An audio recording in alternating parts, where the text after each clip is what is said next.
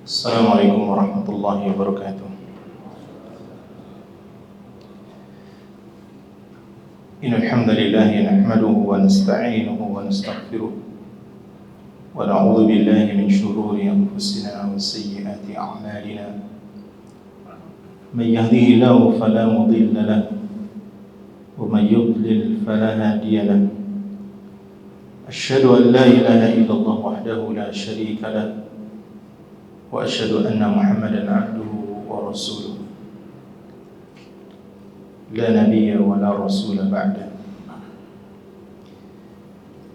Ya ayyuhalladzina amanu ittaqullaha haqqa tuqatih wa la tamutunna illa wa antum muslimun. Amma ba'du, kaum muslimin wal muslimat, hadirin wal hadirat, ikhwani wa akhwati fid din, bapak-bapak, ibu-ibu, rahimanallah wa iyyakum. Malam hari ini kita memasuki bulan yang mulia, bulan yang Allah Ta'ala berikan banyak fadail. Bahkan Allah Ta'ala jadikan objek sumpah dalam firman-Nya, wal fajri wa layalin ashr, demi waktu fajar dan 10 hari yang pertama dari bulan Dzulhijjah.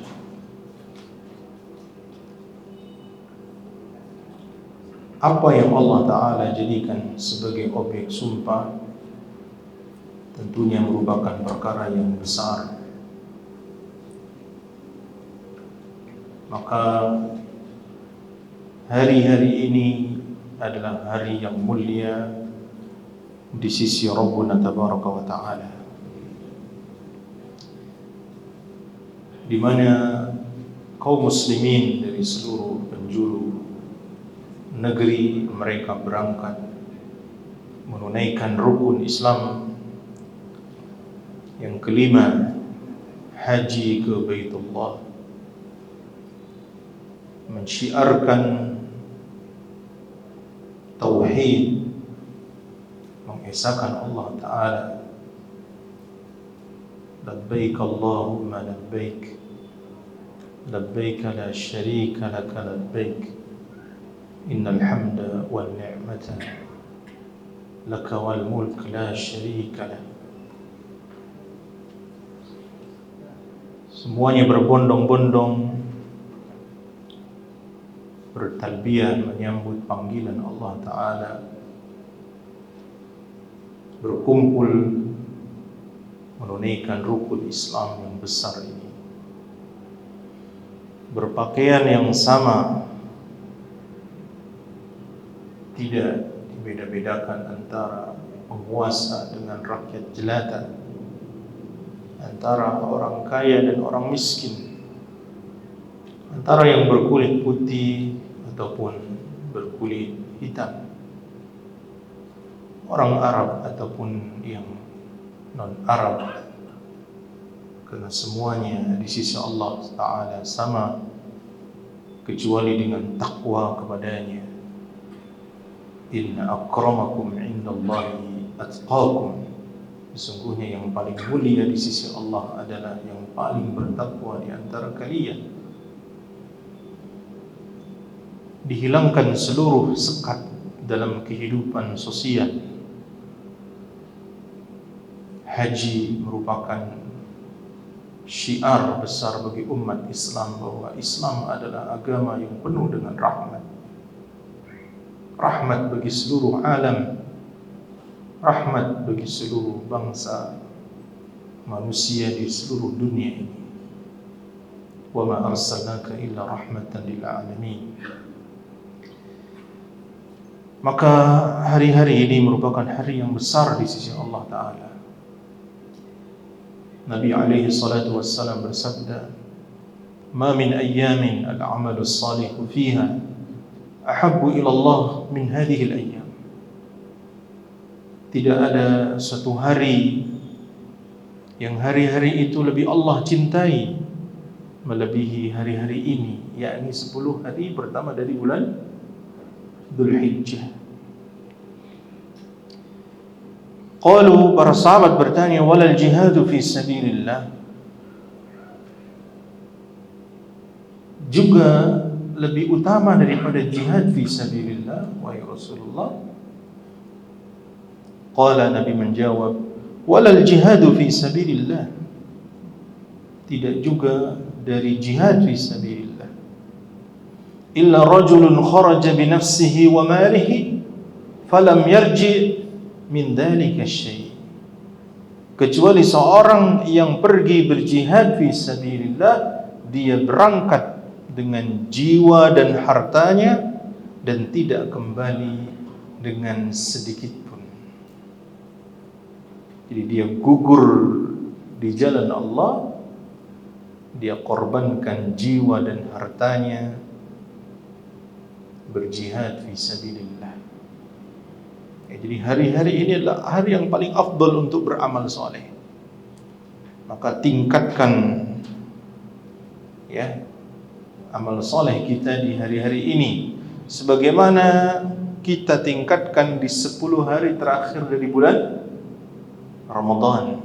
Maka 10 hari dari pertama dari bulan Dzulhijjah ini memiliki keutamaan yang luar biasa. Perbanyak tahmid, takbir, tahlil kepada Allah Ta'ala, perbanyak sedekah, perbanyak berpuasa dari tanggal 1 sampai tanggal 9 Dzulhijjah, terutama tanggal 9, karena di tanggal 9 adalah hari Arafah yang Nabi alaihi salatu wassalam sampaikan, ahtasibu ala Allah ayyukaffir as-sanata al-madiyah wal baqiyah, aku mengharapkan kepada Allah agar Allah mengampuni tahun yang akan datang, dan tahun lalu dan tahun yang akan datang. Jadi 2 tahun diampuni dengan puasa di hari Arafah di tanggal 9 Dzulhijjah. Semoga Allah Ta'ala mudahkan kita beramal saleh di hari-hari yang terbaik ini. Bapak-bapak, ibu-ibu yang dirahmati oleh Allah Ta'ala, kita lanjutkan pembahasan dari kitab Sifat Salatin Nabi, buah karya Syekh Muhammad Nasiruddin Al-Albani rahimahullahu ta'ala. Pada pertemuan yang terakhir kita telah membahas tentang apa? Tentang rukun salat berupa Al-Fatihah. Kemudian beliau membawakan pasal yang berikutnya, naskhul qiraah wara al-imami fil jahriyah, dihapuskannya kewajiban membaca di belakang imam pada salat jahriyah, salat yang dikeraskan bacaannya. Salat apa aja, Pak? Maghrib, Isya, dan subuh.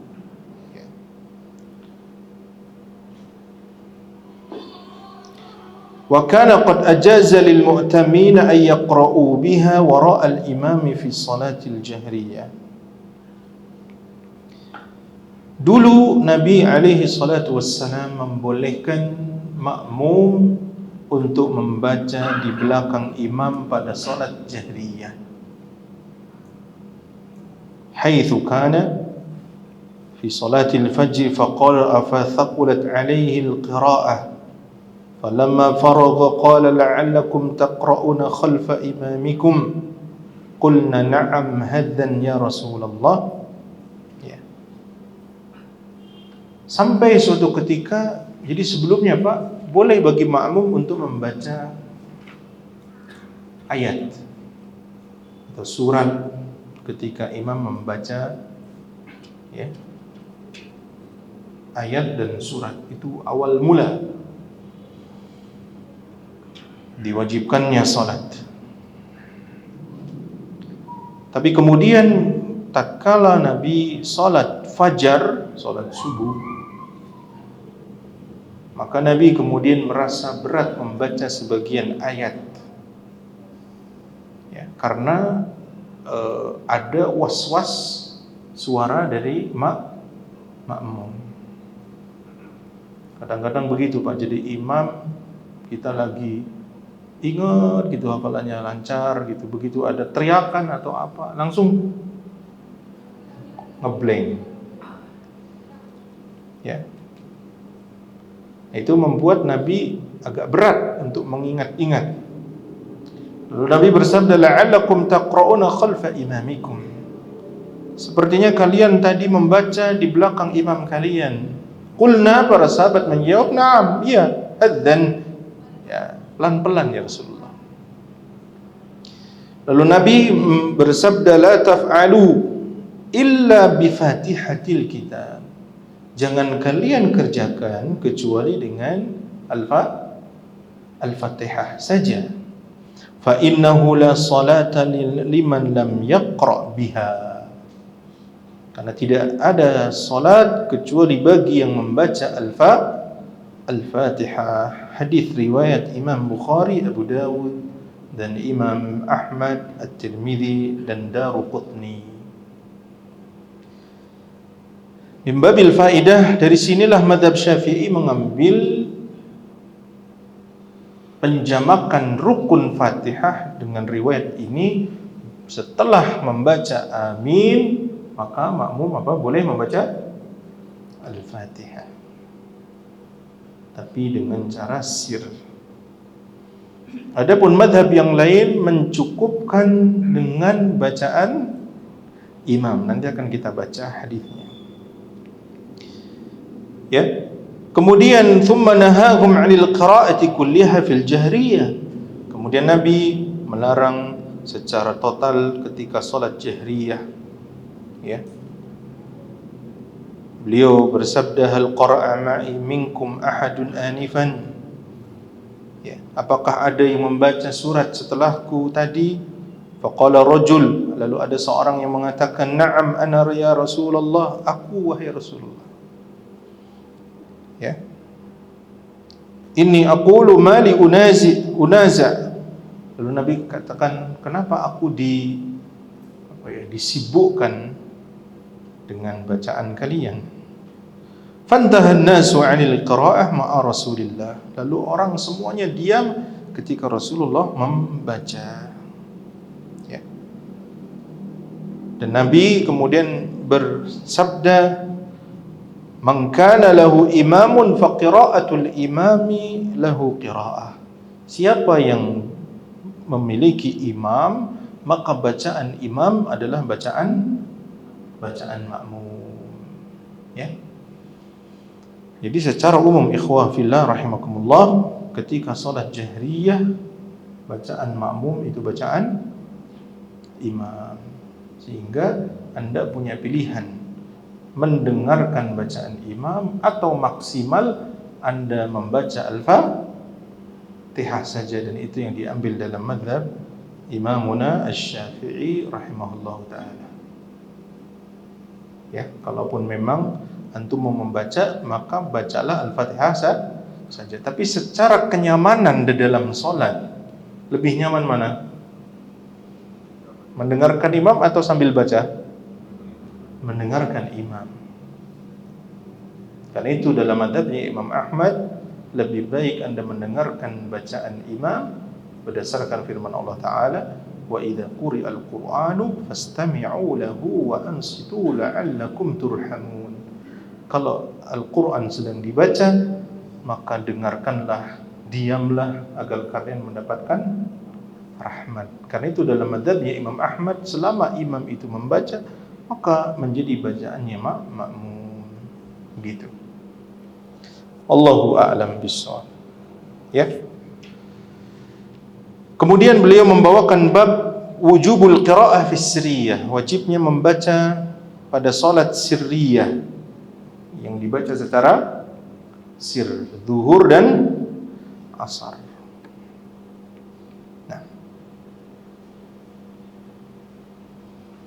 Faqala Jabir, berkata Jabir bin Abdullah, hadis ini dikeluarkan Imam Ibnu Majah dengan sanad yang sahih. Apa kata Jabir bin Abdullah? Kunna naqra'u fi dhuhri wal 'asri khalfal imam. Kami dulu membaca pada salat zuhur dan asar di belakang imam fi rak'atainil ulayaini bi Fatihatil kitab was surah. Dengan membaca Al-Fatihah dan surat. Jadi 2 rakaat pertama dari salat zuhur dan salat asar membaca Al-Fatihah dan surat. Wa fil ukhrayaini bi Fatihatil kitab, dan pada rakaat 2 yang terakhir itu dengan membaca Al-Fatihah saja. Ya. Nah. Jadi kalau makmum salat sirriyah tetap membaca Al-Fatihah. Pertanyaannya, seandainya imamnya membaca Al-Fatihah tapi lebih cepat daripada makmum, lalu makmum belum selesai sampai ghairil maghdubi alaihim waladdallin, sudah Allahu Akbar. Pertanyaannya, apakah mengikuti imam atau selesaikan bacaannya?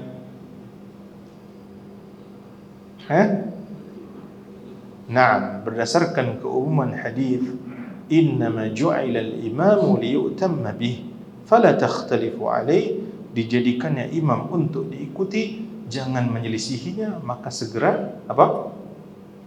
Segera ruku. Ya, segera ruku.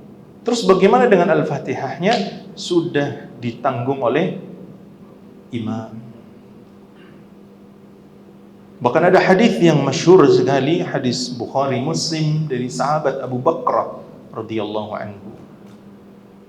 Suatu ketika sahabat Abu Bakrah masuk ke dalam masjid, Rasulullah sedang sholat dengan sahabat, sudah ruku. Posisinya apa?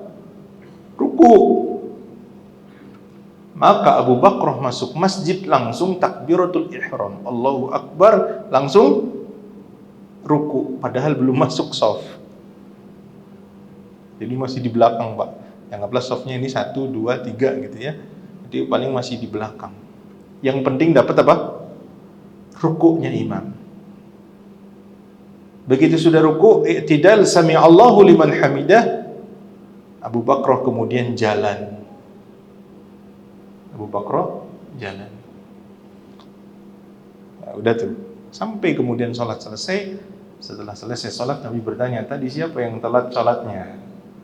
Saya, Rasulullah. Maka Nabi doakan, zadakallahu hirsan wala ta'ud. Semoga Allah menambahkan semangat kepadamu, jangan kamu ulangi. Dalam riwayat yang lain, wala ta'adu. Semoga Allah memberikan semangat kepadamu dan jangan kamu lari. Gak usah lari.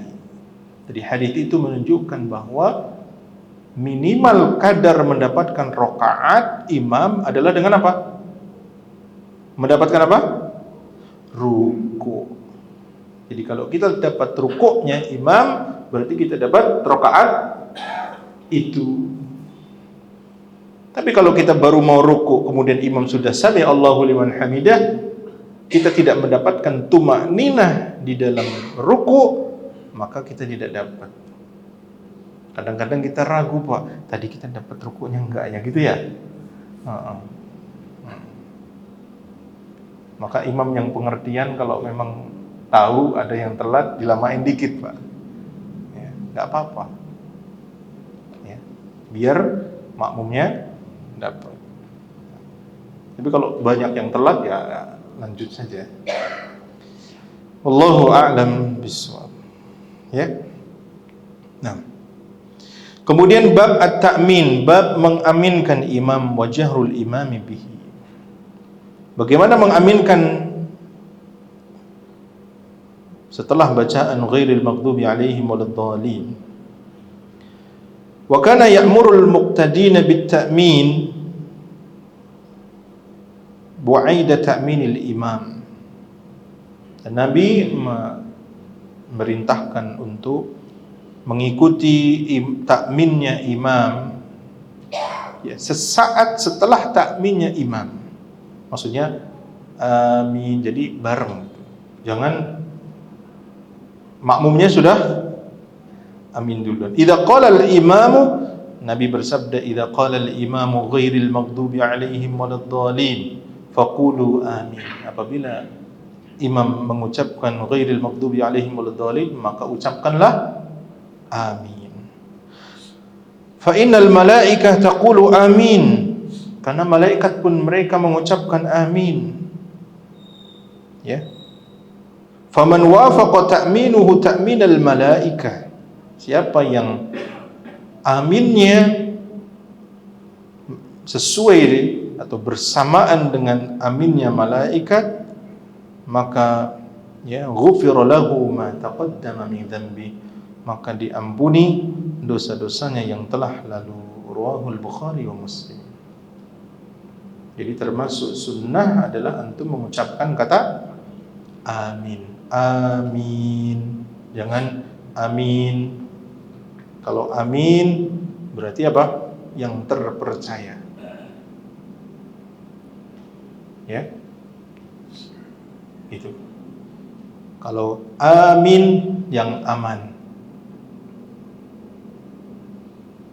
Amin, apakah kamu merasa aman? Maka yang betul adalah amin. Maknanya adalah istajib, ya Allah kabulkanlah. Yani ihdinas siratal mustaqim, ya Allah tunjukkan kami jalan yang lurus. Siratal ladzina an'amta 'alaihim, yaitu jalan orang-orang yang Kau berikan nikmat kepada mereka. Ghairil maghdubi 'alaihim, bukan jalannya orang-orang yang dimurkai oleh Allah. Waladdallin, bukan jalannya orang-orang yang sesat. Maka kemudian mengucapkan amin.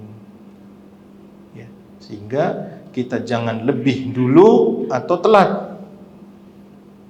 Ya, kadang-kadang telat. Sudah amin, letuk amin.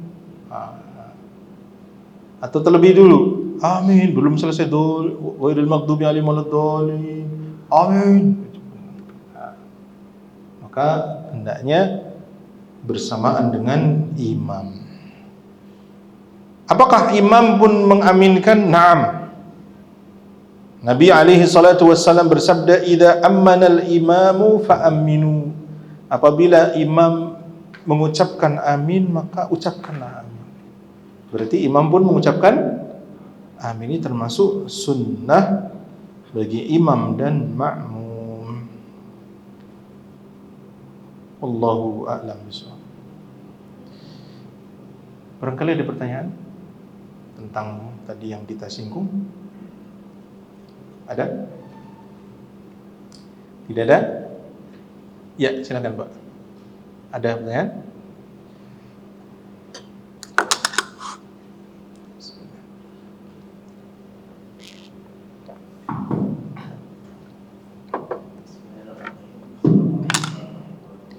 Waalaikumsalam warahmatullahi wabarakatuh.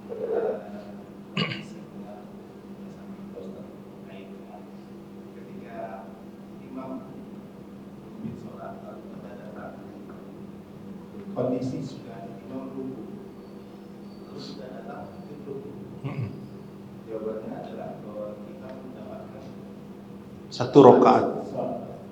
Pertama. Pertanyaannya adalah kalau yang saya tahu wajibnya kita membaca Al-Fatihah. Kalau kita membaca Al-Fatihah apakah juga bagian pembacaan dari sebagian pertama? Yang satu lagi. Nah. Waalaikumsalam warahmatullahi wabarakatuh. Iya.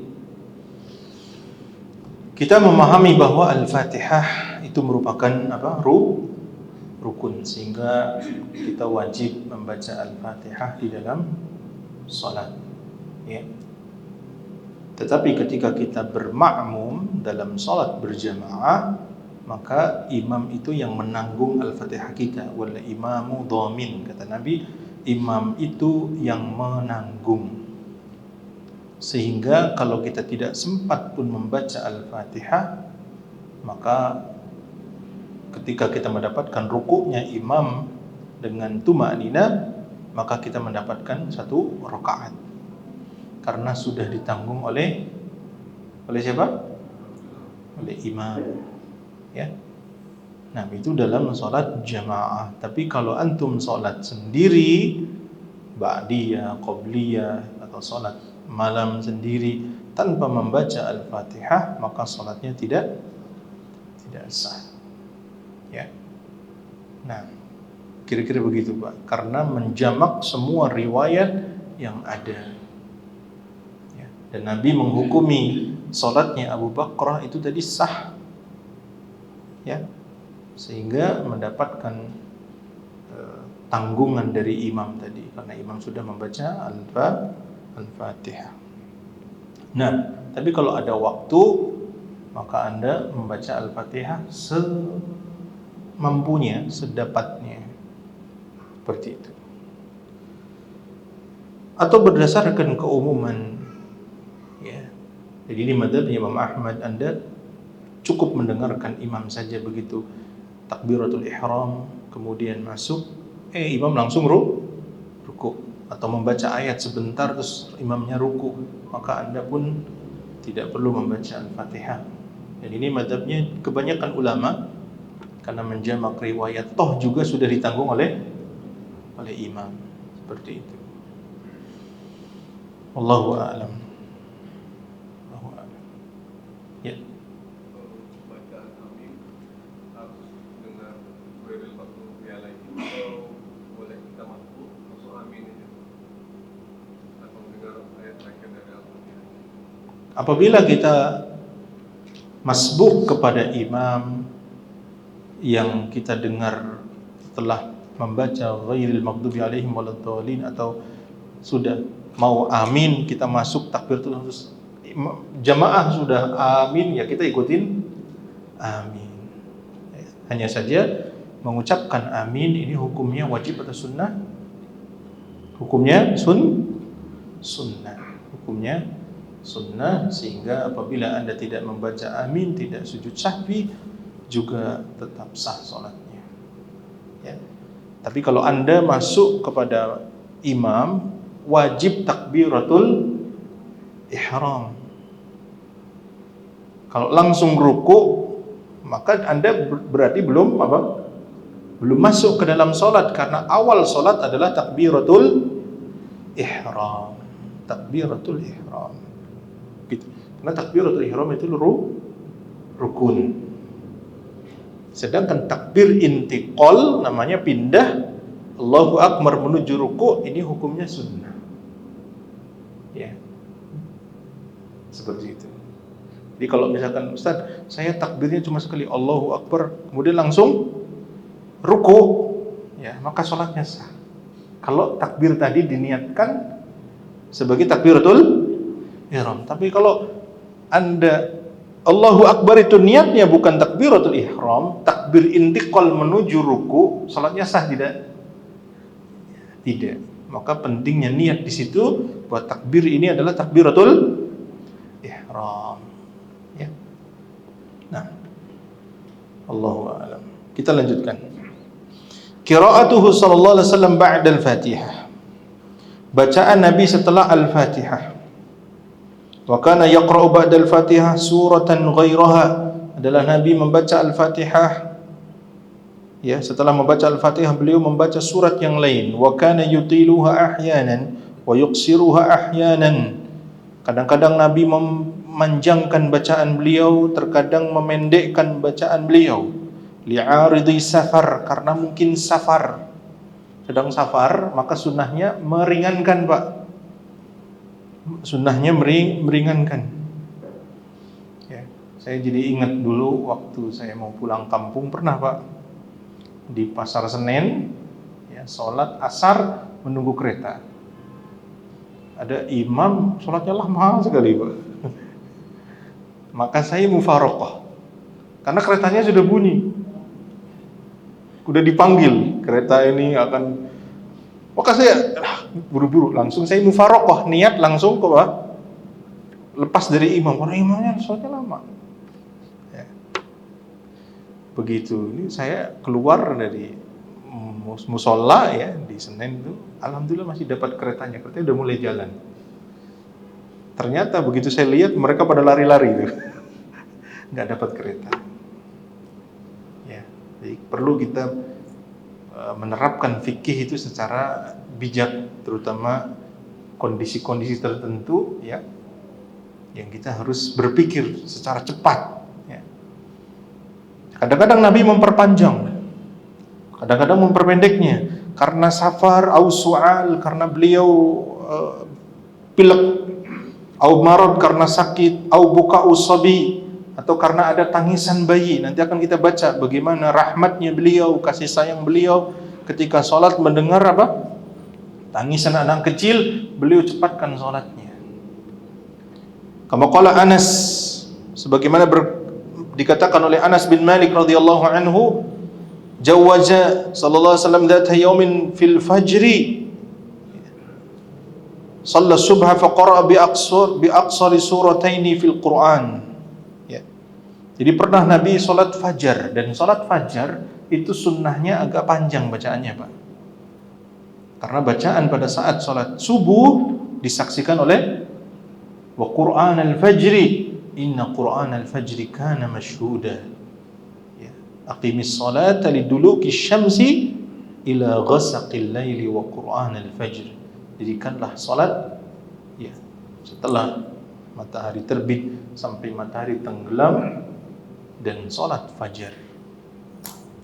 Wa Qur'an al-fajr inna Qur'an al-fajri kana mashhuda. Sesungguhnya bacaan pada salat fajar itu disaksikan oleh para malaikat, sehingga Nabi sering memperpanjang bacaan ketika salat subuh ya. Nah, itu. Tapi pernah beliau salat subuh pendek sekali bacaannya. Lalu Anas memberanikan bertanya, kenapa engkau salatnya cepat sekali wahai Rasulullah? Apa jawab Nabi? Sami'tu buka as-sabiyyin, aku mendengar ada tangisan anak kecil. Fa dhanantu anna ummahu ma'ana tusalli, aku ya memperkirakan ibunya ikut salat. Ya. Fa aradtu an ufarrigha lahu ummahu, maka aku ingin ya tidak menyibukkan apa ibunya. Jadi kalau seorang ibu anaknya nangis gimana, Pak? Ya sholatnya jadi kacau gitu. Beda sama antum ya? Atau sama? Masya Allah, harusnya sama ya.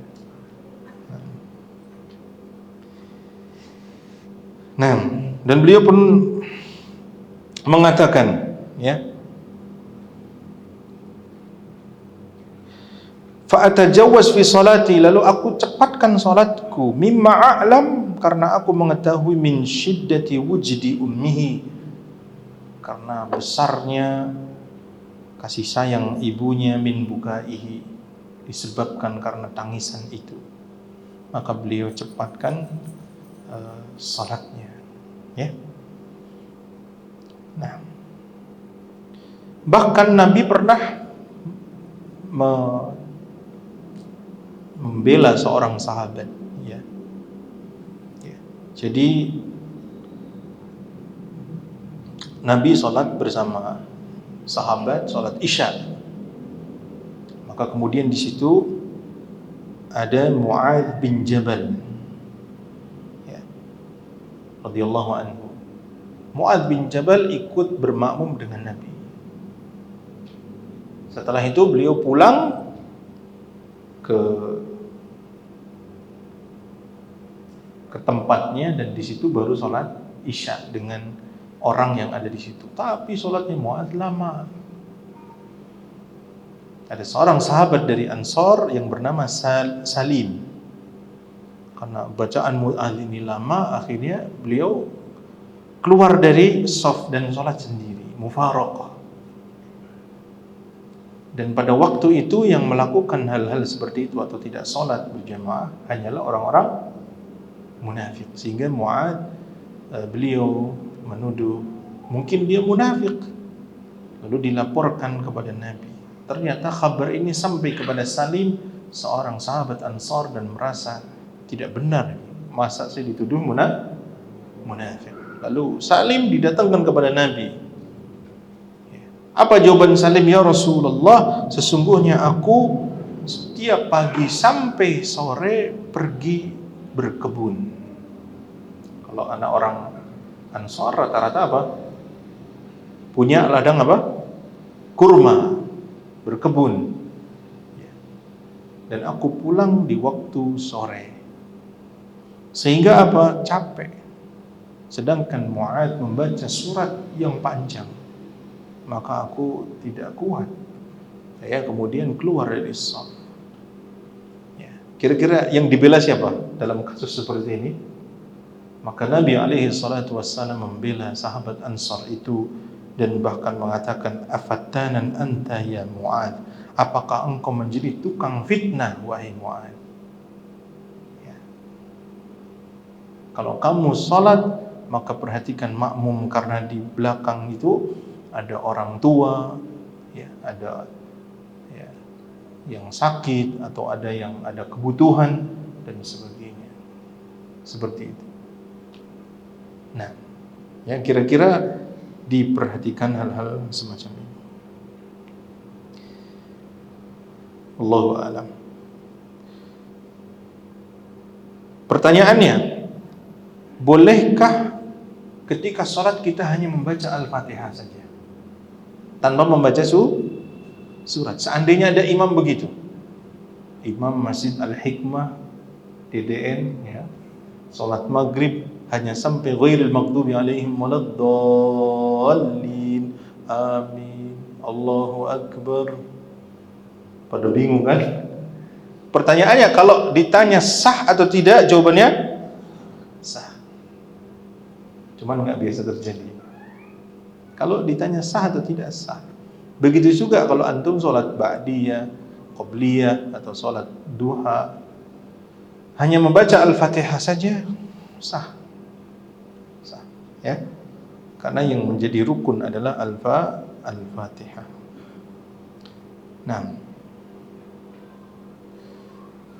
Nah, berkaitan dengan sahabat Salim tadi, Ansor, sahabat Ansor itu yang dengan Mu'adz, ternyata kemudian di kemudian hari beliau gugur dalam satu jihad, ya, beliau mati syahid. Masya Allah. Ya, ini menunjukkan bahwa sahabat Ansor itu telah jujur di dalam memberitakan kepada Nabi. Allahu a'lam. Ada pertanyaan? Ya, silakan Pak.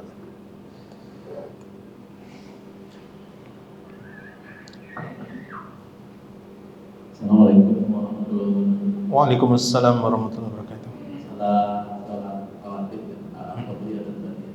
Ini ada beberapa kasus, misalnya kita datang ke masjid belum azan, tapi kita sholat tahiyyatul masjid dan sholat wudu dan tahiyyatul masjid.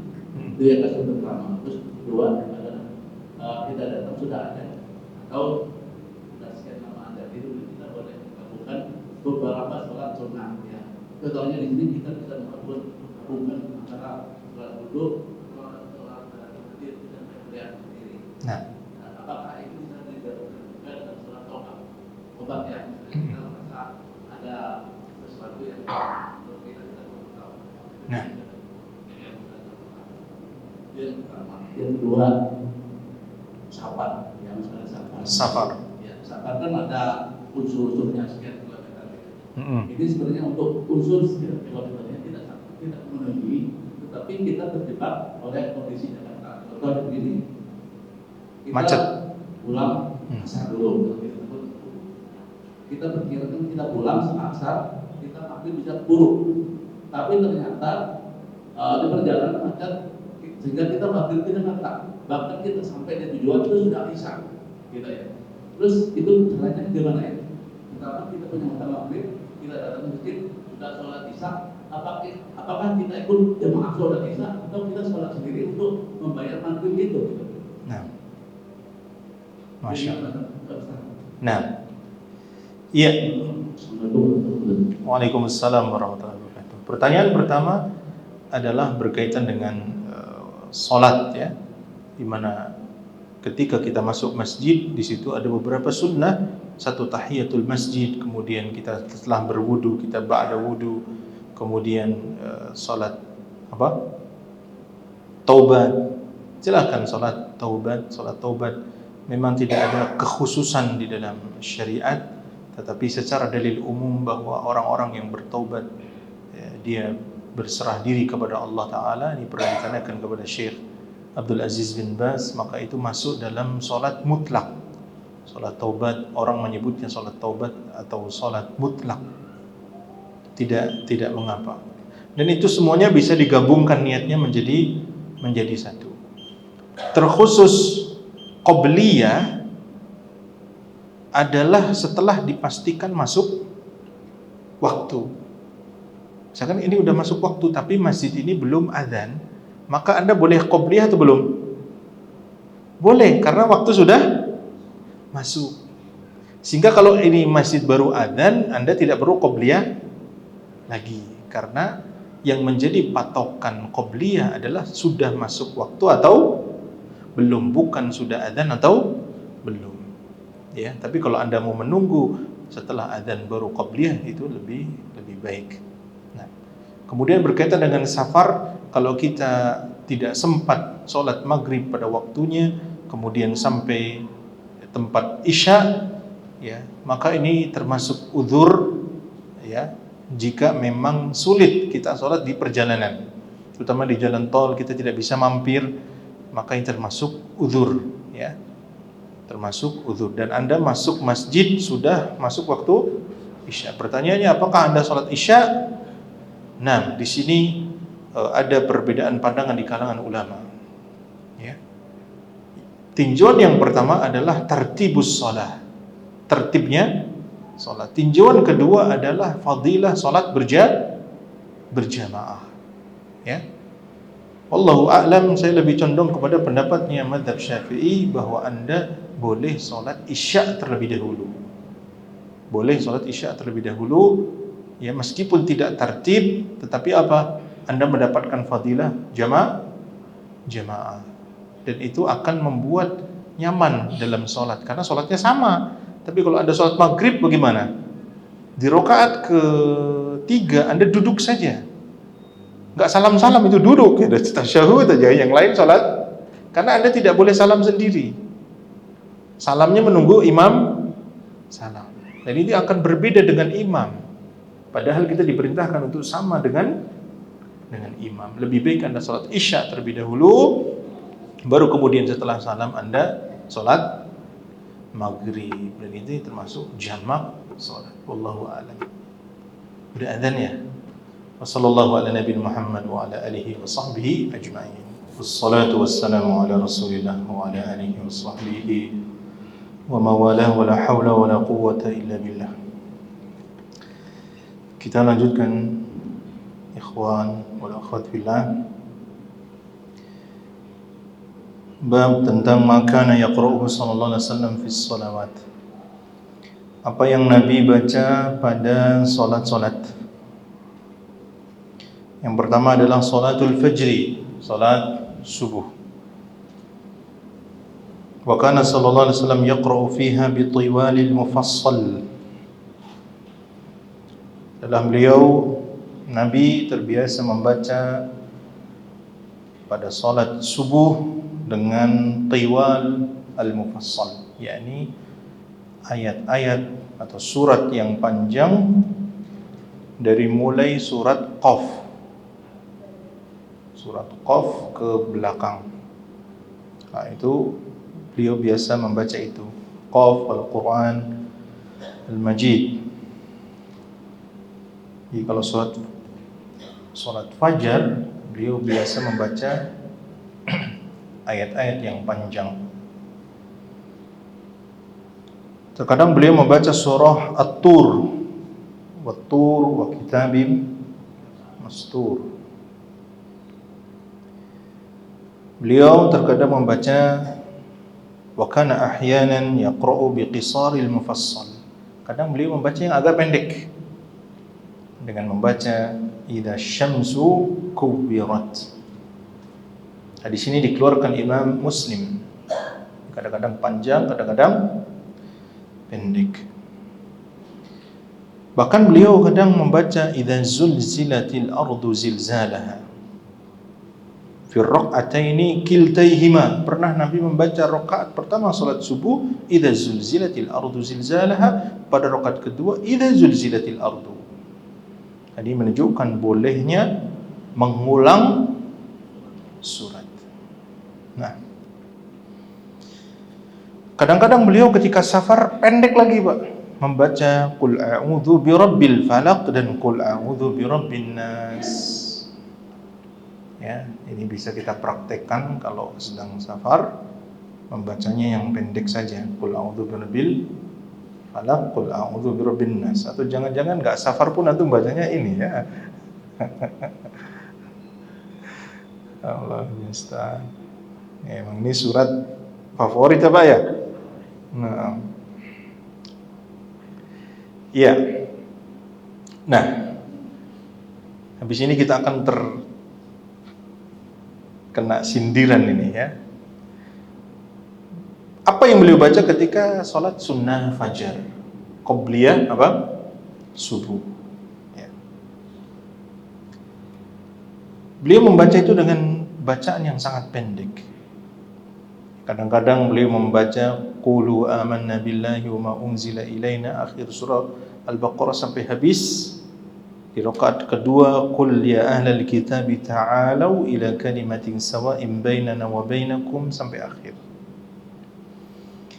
Bahkan yang beliau sering baca adalah di rakaat pertama qabliyah subuh membaca qul ya ayyuhal kafirun, rakaat kedua qul huwallahu ahad. Sampai-sampai kata Aisyah, ya, hal qara'a fiha bi ummil kitab. Ya, saking cepatnya apa Nabi baca Al-Fatihah apa enggak tuh ya. Jadi penilaian Aisyah, saking pendeknya sholat Nabi, ini baca Al-Fatihah apa enggak. Berarti kalau kita bacaannya qul ya al-kafirun, qul huwallahu ahad, gimana Pak? Itu kan kebiasaan kita ya. Menurut penilaian Aisyah, ya, kita baca surat apa enggak gitu. Ya. Itu menunjukkan Nabi biasanya baca agak panjang, cuman ketika qobliyah subuh beliau pendek. Yang sunnah dipendekkan, Pak. Ya, kadang-kadang saya melihat qobliyah subuh malah lama sholatnya. Ya, yang sunnah malah dipendekkan. Kemudian sholat zuhur, apa yang beliau baca setelah Al-Fatihah? Ya, beliau membaca, ya, kadang-kadang panjang sekali sampai 30 ayat. Kadang-kadang alif lam mim tanzilu al-kitabil mubin, ya, tanzilul kitabi wa qur'anin mubin, surah As-Sajdah. Zuhur baca surah As-Sajdah. Ya, lama enggak itu? Lumayan. Sampai-sampai ada sahabat yang pergi ke Baqi', Masjid Nabawi, ke makam Baqi', balik lagi masih rakaat pertama. Berarti agak lama. Ya. Kalau dibaca di Masjid Al-Hikmah kira-kira gimana ya, Pak? Zuhur ya. Nah, ini kalau pas panjang. Tapi kalau pas pendek, kadang-kadang membaca was-sama'i wat-tariq, was-sama'i wat-tariq, atau wal-laili idza yaghsha, idza as-sama'u insyaqqat. Itu pendek-pendek, juz 30. Nah, kebiasaan kita zuhur cuma kulhu. Nah, pertanyaannya dari mana riwayat ini didapatkan? Ternyata Pak, para sahabat itu meneliti sedemikian rupa. Zuhur kan sir, tidak kencang suaranya. Maka sahabat melihat pada gerak bibir dan gerakan jenggot Nabi. Paham? Ya.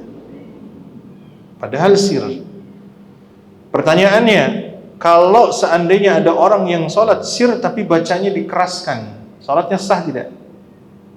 Sah saja. Sholat duhur, sholat asar, Bismillahirrahmanirrahim, kencang Pak. Salatnya sah, tapi khilafus sunnah, menyelisihi sunnah. Jangan sering-sering. Ya. Jangan sering seperti itu, karena ini akan membuka celah-celah menambahkan sesuatu yang tidak dituntunkan oleh Nabi. Nah, kemudian salat asar. Setelah membaca Al-Fatihah, beliau sering membaca ya, wattini wazzaitun. Pada rakaat kedua ya,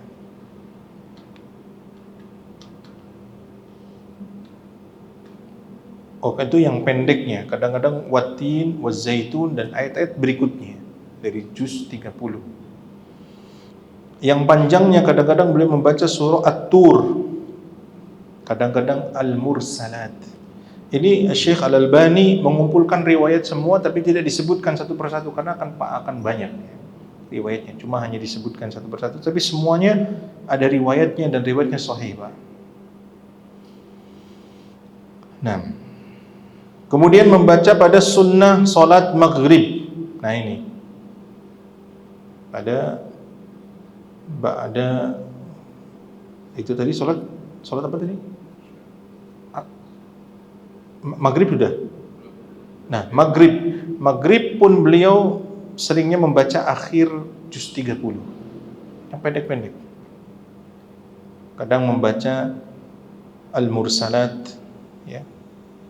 Kalau panjang-panjangnya beliau membaca surah Al-A'raf, Al-Anfal, ya, yas'alunaka 'anil anfal.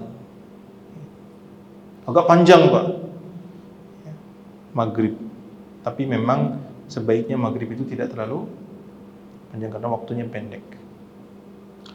Ba'da maghrib yang beliau sering rutinkan adalah membaca qul ya ayyuhal kafirun dan qul huwallahu ahad ba'diyah maghrib. Ya.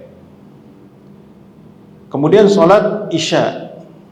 Ya, salat Isya beliau sering membaca wasyamsi wadhuhaha atau idzas samaa'u syaqqat. Ya. Ketika safar beliau membaca wattini wazzaitun. Bacaan-bacaan yang pendek akhir. Ala kulli hal ini adalah sunnah fi'liyah, bukan sebuah kewajiban. Faqra'u ma tayassara minal Qur'an. Bacalah apa yang mudah dari Al-Qur'an. Ya. Hanya saja dimakruhkan ikhwah fillah membaca ayat-ayat yang disebut dengan al-huruf al-muqatta'ah. Ini dimakruhkan oleh para ulama. Misalkan ya, habis amin kemudian alif lam mim Allahu akbar. Ini dimakruhkan, Pak. Makmumnya sudah suudzon aja, lama nih. Kaf ha ya ain sad. Surat apa ini? Maryam. Waduh, lama ini. Allahu akbar. Ini dimakruhkan karena huruful muqatta'ah maknanya apa?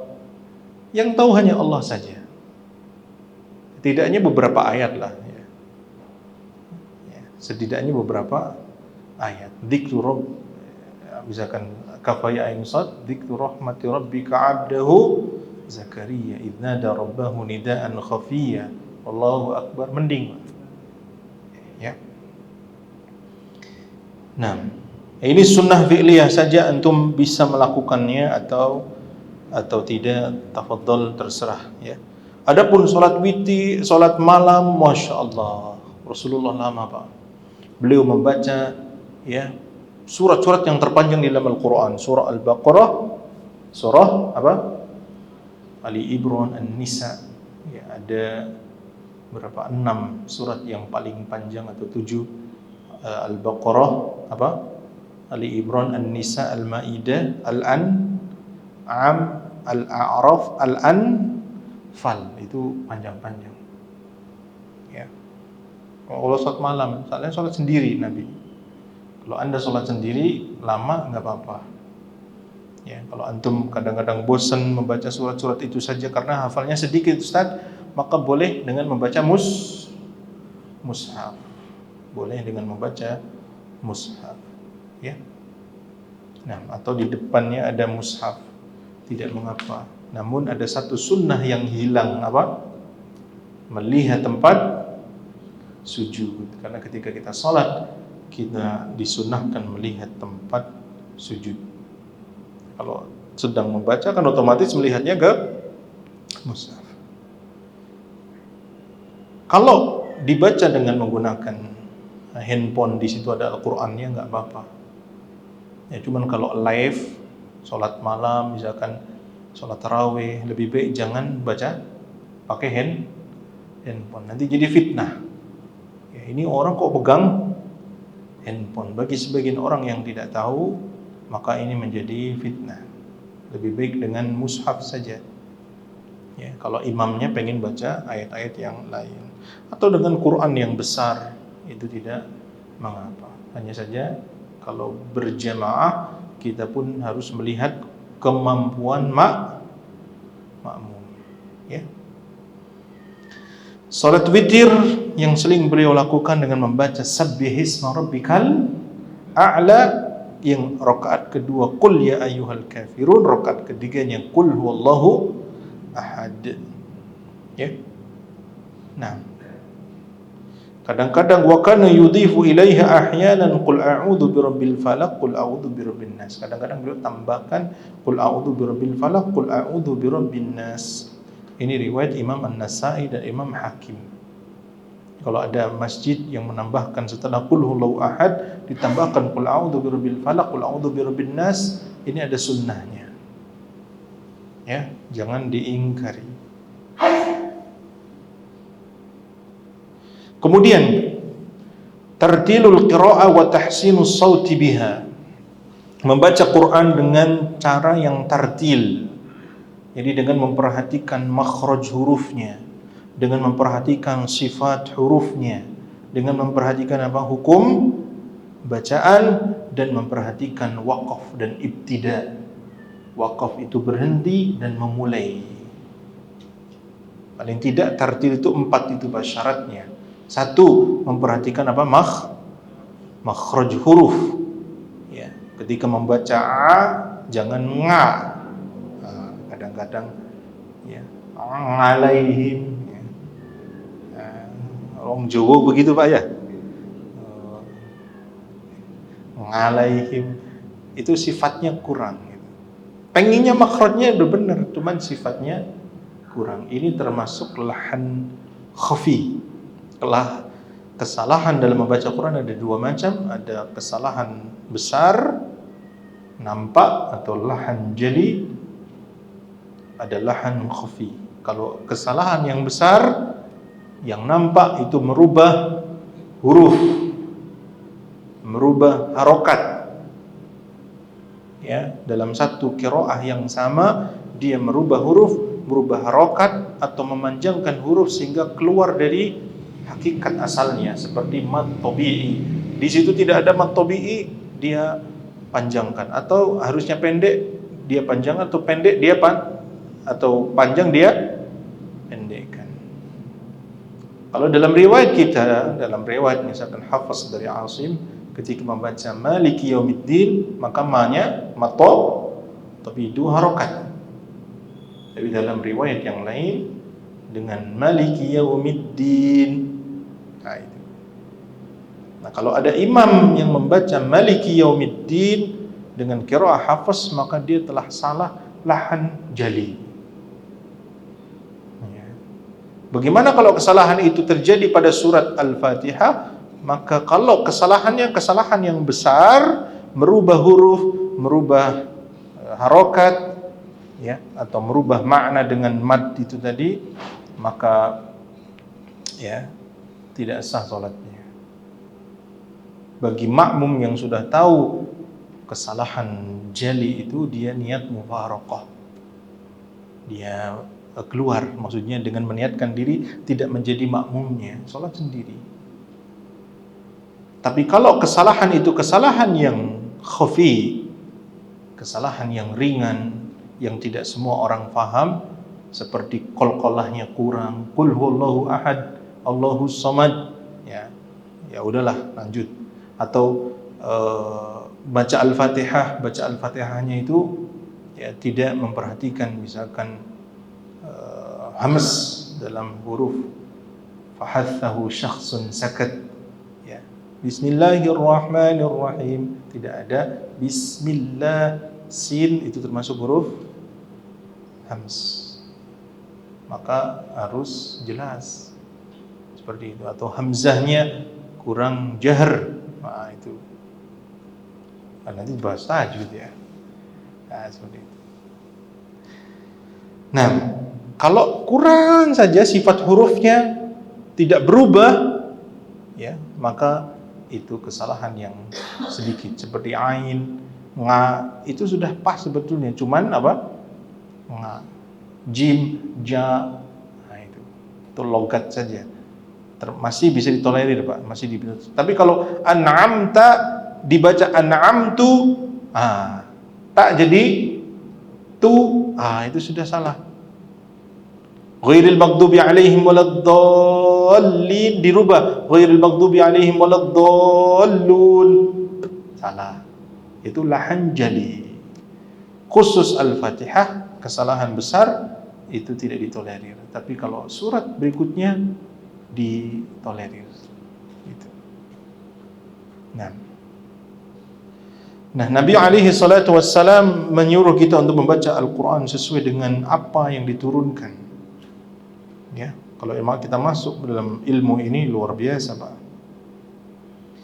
Dan Nabi alaihi salatu wassalam bersabda, "Laisa minna man lam yataghanna bil Quran." Bukan termasuk kami orang yang tidak menghiasi bacaan di dalam membaca Quran.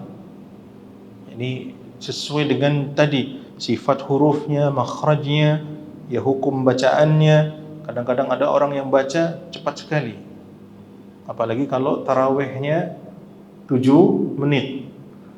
Bismillahirrahmanirrahim, amin. Nah itu jelas sekali, nggak jelas Pak, bacaannya saja tidak jelas, maka itu sholatnya tidak sah tanpa ragu,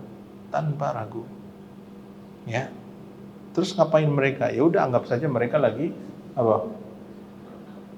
Senam gitu. Tapi secara fikih tidak sah. Bagaimana mungkin dia membaca Bismillahirrahmanirrahim seperti itu cepatnya, tidak memberikan hak huruf ya sebagaimana mestinya. Nah, wallahu a'lam bishawab. Barangkali ada pertanyaan dari jemaah, silakan ditanyakan. Ya, silakan Pak.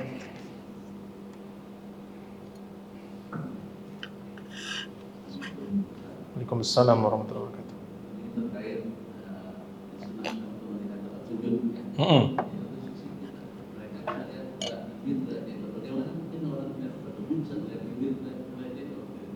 Melihat apa? Nah,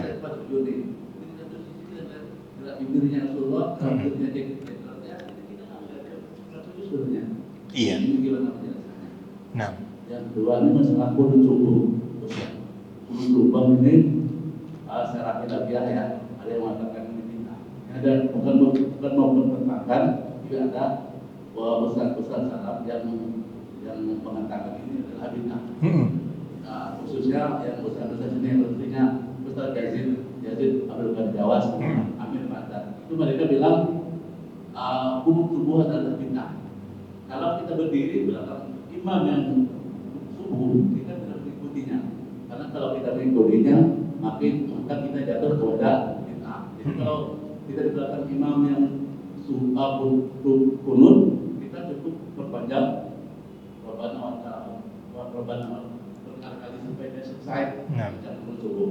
Tapi di sisi lain ada pendapat juga Ustaz Salaf juga, itu katanya kalau kita di belakang imam yang kunut, kita harus ikut kunut karena kita harus mengikuti imam itu gitu. Itu sebenarnya bagaimana Ustaz? Nah, itu. Nah, Bukan untuk bertentangan ya, tapi iya. dapat Ustaz itu. Nah, Baiknya gimana? Waalaikumsalam warahmatullahi wabarakatuh. Ya, bagaimana sahabat mereka tahu bacaan Nabi padahal diperintahkan untuk melihat tempat sujud? Ya, melihat tempat sujud jadi hukumnya sunnah. Seandainya tidak dilakukan maka tidak berdosa, tapi hendaknya wa khairul huda Muhammadin, sebaik-baik petunjuk adalah petunjuknya Rasulullah, karena lebih khusyuk. Coba kalau kita ngelihat kemana-mana kan nggak khusyuk akhirnya. Dan Allah perintahkan wa qumu lillahi qanitin, ya, salatlah kamu dengan tenang. Ya, bagaimana sahabat ingin tahu, keingintahuan sahabat itu sangat besar, sehingga mereka sambil melirik karena keingintahuan itu. Dan keinginan mereka ingin meriwayatkan ilmu apa yang diamalkan oleh Nabi, karena Nabi perintahkan sallu kama ra'aitumuni wasalli, salatlah kalian sebagaimana melihat aku salat. Ya, coba seandainya sahabat nggak perhatikan, akhirnya riwayatnya nggak ada, Pak. Ya, alhamdulillah dalam mencari ilmu itu ada maslahat. Kadang-kadang suatu sunnah itu bisa ditinggalkan jika ada maslahat yang besar. Maslahat yang besar. Perkara sunnah dalam fikih kadang-kadang bisa kita tinggalkan dalam rangka maslahat yang besar. Contoh, menuntut ilmu tadi. Kemudian kalau bapak misalkan safar, disunnahkan apa, Pak?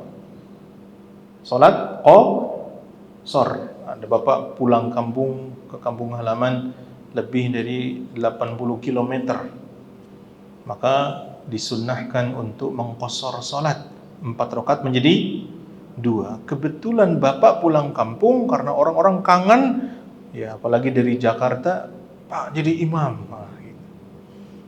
Jadi imam salat Isya.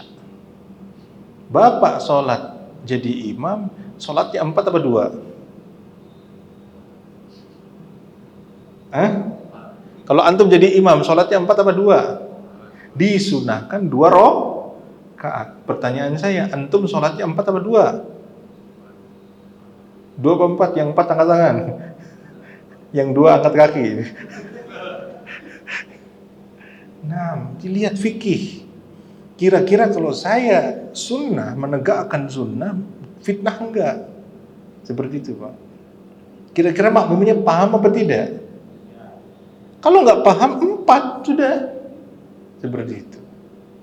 Karena kalau saya mengejar sunnah, ya pokoknya saya sunnah. Makmumnya ada di grundel, kok sholatnya 2 rakaat.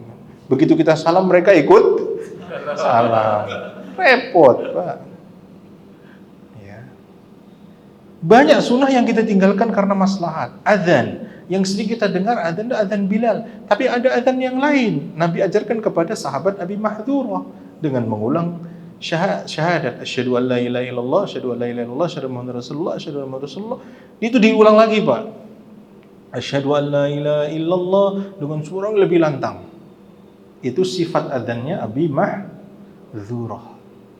Dan itu yang dikukuhkan dalam mazhab Syafi'i. Itu yang dipilih dalam mazhab Syafi'i. Tapi dalam praktek bermasyarakat tetap saja kita pakai adzannya Bilal. Nanti kalau kita adzan pakai adzan Mahdhurah, imamnya salah, lu lupa. Karena ketidaktahuan umat. Kadang-kadang kita lebih mendahulukan maslahat daripada sunnah. Bahkan itu yang dilakukan oleh Amirul Mukminin Utsman bin Affan radhiyallahu anhu ketika beliau salat di Mina, ya. Beliau salatnya 4 rakaat. Abdullah bin Mas'ud yang di belakang, padahal ini kan musafir, tetap salat 4 rakaat. Maka ditanya kepada Abdullah bin Mas'ud, ya Abdullah bin Mas'ud adalah faqihnya sahabat, yang paling ahli fikih di kalangan sahabat. Maka kata Abdullah bin Mas'ud, ya wal khilafu syarrun, menyelisihi itu apa? Keburukan. Ijtihadnya Amirul Mukminin Utsman bin Affan karena apa? Umat Islam itu sudah semakin banyak, yang haji sudah semakin banyak, dan tidak semua orang yang berangkat haji itu pinter tahu dalam hukum apa? Qashar, nggak semuanya tahu, Pak. Nanti pulang-pulang ke kampung halaman, sholat di Mekah itu sholat Isya cuma 2 rakaat, kan jadi fitnah. Di antara sunnah, saya contohkan lagi Pak, bagaimana kita meninggalkan sunnah untuk maslahat. Di antara sunnah adalah membaca sujud tilawah. Ketika sujud ada bacaan, ya, di situ ada bacaan sujud tilawah, maka kita sujud. Antum baca nggak kalau di tengah masyarakat? Ya. Wasjud tadi akhir surat Iqra. Itu diantaranya kita sujud tilawah, tapi jarang yang dipakai untuk sujud. Apalagi di akhir, Allahu Akbar, imamnya sujud tilawah, dikira apa? Ruku. Ya. Kadang-kadang kita meninggalkan sunnah dalam rangka apa? Menjaga agar tidak terjadi fitnah. Ini gara-gara Bapak udah jam 8 ya. Pertanyaan kedua apa tadi Pak? 6. Iya, masalah qunut subuh ini termasuk khilafiyah, ijtihadiyah yang sudah lama sekali Pak. Sejak zaman imam madzhab, ya. Masalahnya berpulang kepada sahih dan tidaknya hadis tentang qunut subuh, itu saja. Yaitu hadis dari Anas bin Malik, diriwayatkan Ashabus Sunan. Mazala Rasulullah SAW yaqnutu fil fajri hatta faraqad dunya. Senantiasa Nabi kunut subuh sampai meninggal dunia. Sebagian ahli hadis menilai hadis itu sahih. Yang paling tertinggi di antaranya adalah Imam Syafi'i sendiri. Ya, hadis itu sahih. Kemudian kalau ulama mutaqaddimin seperti Al-Imam Al-Baihaqi, ya, kemudian mutaakhirin di antaranya adalah Al-Imam An-Nawawi. Itu sahih hadisnya sehingga diamalkan, dan itu yang mu'tamad dalam mazhab Syafi'i. Dan Imam Syafi'i dikenal sebagai nasirus sunnah, penolong sunnah. Karena hadisnya sahih maka diamalkan, bahkan menjadi kewajiban salat. Seandainya ditinggalkan maka imam yang ingat sujud sahwi. Itu dalam mazhab Syafi'i. Mazhabnya Imam Abu Hanifah rahimahullahu ta'ala, karena hadis itu dhaif, karena hadis itu lemah, maka karena hadis itu lemah tidak diamalkan. Bahkan dalam mazhab Hanafi dicap sebagai bid'ah. Jelas? Nah, jadi kalau ada yang membid'ahkan, sudah ada yang sejak dulu Pak dalam mazhab Hanafi. Mazhabnya Imam Ahmad bin Hanbal pertengahan. Hadisnya lemah, tetapi ghairu masyru', tidak disyariatkan dan bukan bid'ah. Di mazhabnya Imam Ahmad. Sehingga bagi makmum yang imamnya qunut tetap ikut qunut. Kok bisa? Iya, karena ini termasuk ranah ijtihadiyah. Kalau imamnya bermadzhab Syafi'i qunut, kita diperintahkan untuk mengikuti imam. Berdasarkan keumuman hadis, innama ju'ilal imamu liyutamma bih, dijadikannya imam itu untuk diikuti. Bahkan sampai-sampai ketika imam itu duduk, padahal rukun berdiri itu termasuk rukun. Berdiri itu termasuk rukun dalam sholat Pak. Tapi kalau imamnya duduk, makmumnya duduk apa berdiri? Duduk. Saking kuatnya mengikuti imam. Istidlalnya mazhab Hambali. Ya. Karena apa? Kalau semua perkara yang hadis itu diperselisihkan antara sahih dan dhaif. Jadi hadis itu ada yang sahih, disepakati sahih. Ada hadis yang disepakati lemah. Hadis maudhu, palsu. La asla lahu, tidak ada asal usulnya. Kalau ditelusuri dalam kutub hadis, ini enggak ada, Pak. Ya. Maka ini jelas kita tinggalkan. Ada hadis yang jenis yang ketiga diperselisihkan ulama, dan itu ranahnya ijtihadiyah.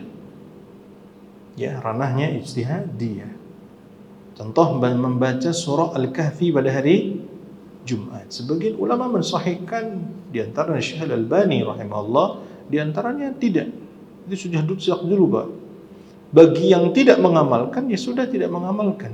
Bolehkah mereka mencap bid'ah? Jawab. Boleh tidak? Ini maksudnya hadis yang jenis ketiga yang diperselisihkan ulama. Kemudian misalkan sholat setelah matahari terbit dan masuk waktu duha di awal.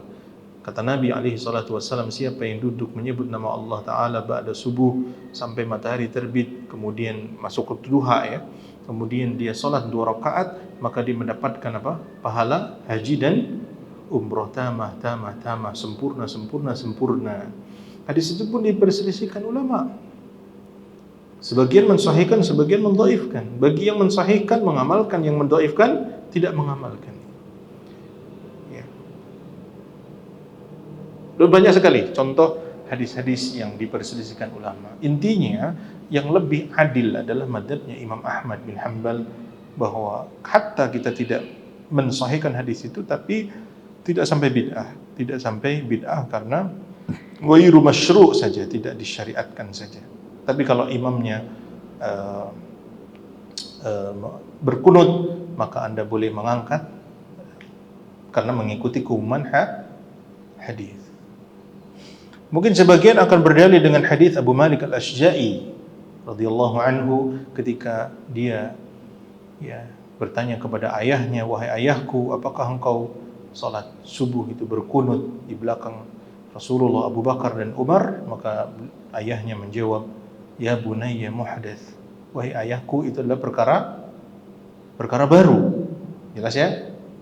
Nah, kita jawab, seandainya hadis itu sahih, kemudian hadis yang Anas bin Malik tentang penetapan salat subuh itu lemah, enggak ada masalah. Ini sahih, ini lemah, maka ambil yang sahih. Jelas ya? Yang jadi masalah adalah kalau hadis itu sahih, hadis Abu Malik Al-Ashja'i itu sahih, dan hadis kunut subuh itu juga sahih menurut yang mensahihkan dalam mazhab Syafi'i misalkan. Keduanya sahih. Yang ini menafikan enggak ada kunut subuh, yang ini menetapkan. Mana yang didahulukan antara menetapkan dan meniadakan?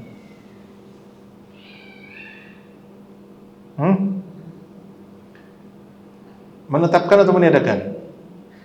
Hadis Bukhari Muslim, Aisyah mengatakan, siapa yang mengabarkan kepadamu bahwa Rasulullah kencing dengan berdiri, maka jangan benarkan. Tidaklah Rasulullah kencing kecuali dengan duduk atau jongkok. Ada sahabat yang melihat Nabi di luar rumah, beliau kencing dengan berdiri. Pertanyaannya, keduanya sahih. Antum pegang satu hadis atau 2 hadis? Maka thariqah ulama dalam mentarjih, sebelum mentarjih adalah menjamak. Kira-kira bisa dijamak nggak kedua dalil itu? Oh bisa. Hadis Aisyah adalah di mana Aisyah menyaksikan kencingnya Nabi di rumah. Kebiasaan Nabi kencingnya dengan jongkok. Adapun di luar rumah tidak menafikan, beliau kencing dengan berdiri. Sehingga semuanya diamalkan. Ini diamalkan, ini juga diamalkan. Gitu. Paham nggak? Karena hadis ini menetapkan, dalam mazhab Syafi'i ini menetapkan, ini meniadakan, maka diamalkan hadis yang menetapkan. Seperti itu. La kulli hal ini ranah ijtihadiyah. Ya, hatta mazhab Hanafiyah yang menetapkan itu sebagai bid'ah, itu bukan bid'ah yang tidak ada asal usulnya sama sekali. Ya, kalau bid'ah yang tidak ada asal usulnya sama sekali, misalkan ya kurban dengan ikan gurame, saus padang, ya. Nah, itu tidak ada. Atau salat maghrib 4 rakaat, ya, atau macam-macam. Nah, itu adalah bid'ah yang tidak ada asal usulnya. Kalau ini adalah bid'ah yang masuk dalam perselisihan, dan saya tidak setuju divonis sebagai bid'ah. Seandainya semua hadis yang diperselisihkan sahih dan dhaif, bagi yang mendhaifkan itu membid'ahkan, akan banyak sekali amaliyah kaum muslimin yang bid'ah. Padahal ini adalah masuk ranah khilafiyah, dan ulama telah memberikan garis la yunkaru fil masail al-ijtihadiyah. Tidak ada pengingkaran terhadap masalah ijtihadiyah. Jadi semua kaum muslimin boleh mengamalkan sesuai dengan keyakinannya. Lana a'maluna walakum a'malukum, bagi kami amalan kami, bagimu amalanmu, wa nahnu lahu muslimun, kami semuanya beriman kepada Allah. Subhanallah bihamdika Asyhadu an la ilaha illa anta astaghfiruka wa atubu ilaik. Wassalamualaikum warahmatullahi wabarakatuh.